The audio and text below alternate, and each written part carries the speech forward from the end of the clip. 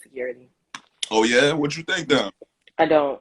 It's just gender roles in general. They stem from back in the day when there was women necessarily were not working. They were just made to be homemakers and mothers. They were there just to take care of the house, where the men always were the ones who made the bacon, brought the bacon home, or whatever you want to say. So they made the money. That's where gender roles stem from. So I don't think it has anything to do with insecurities, because if it comes to a point in time, like if I ever do get married, I'm going to tell my husband, I want to be a stay-at-home mom. I want to be a stay-at-home mom. I want to be a stay-at-home wife. I'm okay with doing the cooking, the cleaning, taking care of home, if you can afford to, if you can afford for me to do so. So I don't think, it really just depends on the relationship. If the husband or whomever, because I won't even say that, because the husband could be a stay-at-home husband, stay-at-home dad. So it's really, however it works. No. Huh? No. Why can't he? I mean, you can, like, technically you can be, like, and there are some great ones, but I mean, like, I don't know, I just don't really see too many guys really just being like, you know what, I want to be this stay-at-home guy. Like, raising kids is a lot, like. It is, but it's also, but why does it have to fall on the wife or the mother? Y'all naturally better with kids. It does not matter, but why does it have to fall on us, though? It takes two to tango, two to have a child. I didn't have sex with myself to have the child. And we are married, so it's a partnership. So it should not fall on just the mother. It's not falling just on you. I'm just saying you can be the leader in this category of teaching. Like, that's what I'm saying.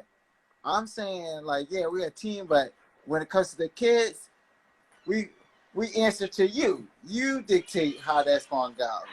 That's not true. Where you're following my lead.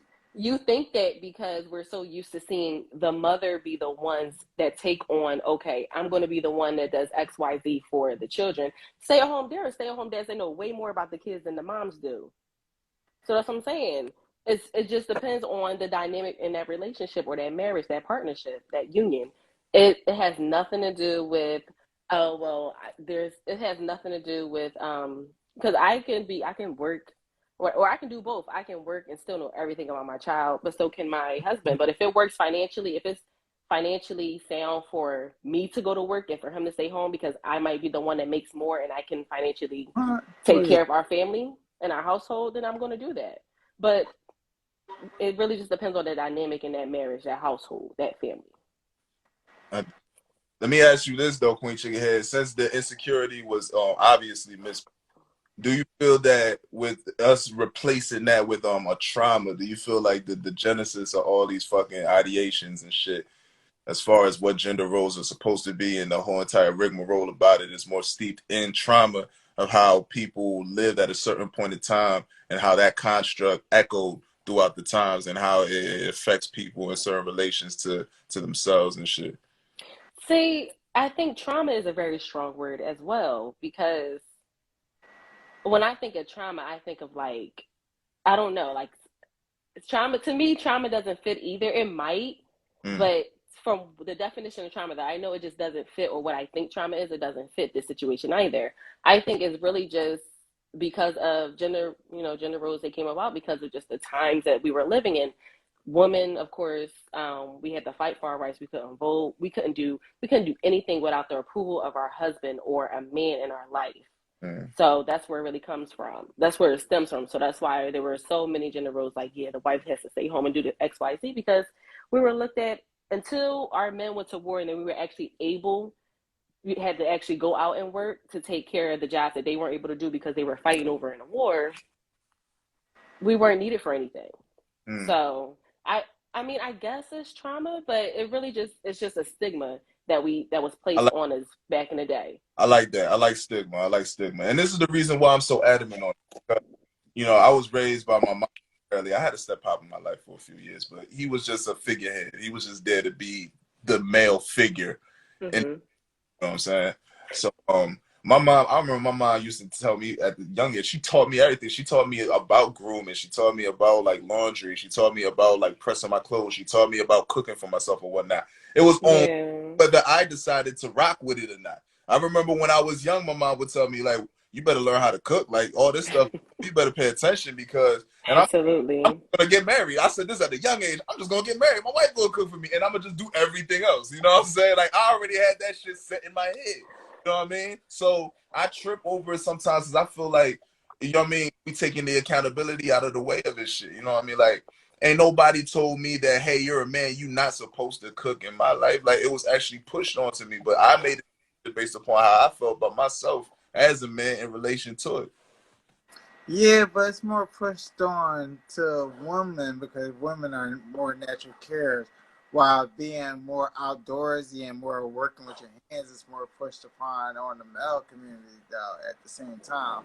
And like, yeah, like, but you could say, you know, like it was on you to take up that interest. But I mean, like, honestly, what kids really are taking to cooking unless that's like a real true passion of yours? Like Right. none. Like Do that. so like it's not like it was like Do that, Dash. My brother upstairs, I bring him down here. This nigga was a baby.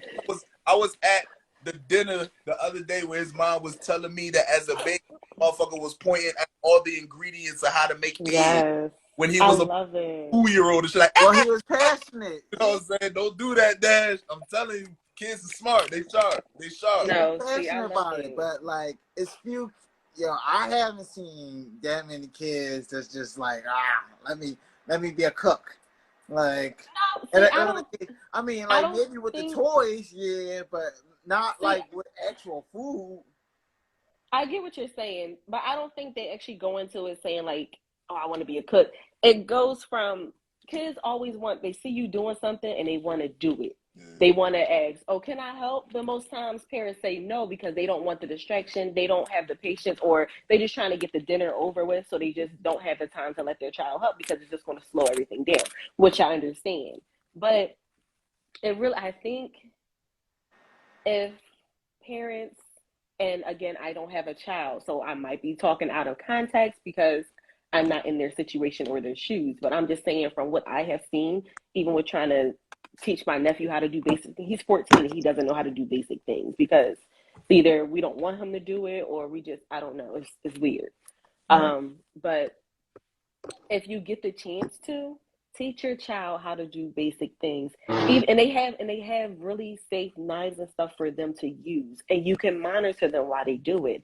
As so many videos and TikToks of little kids cutting their own fruits with kid safety knives, cutting their own stuff.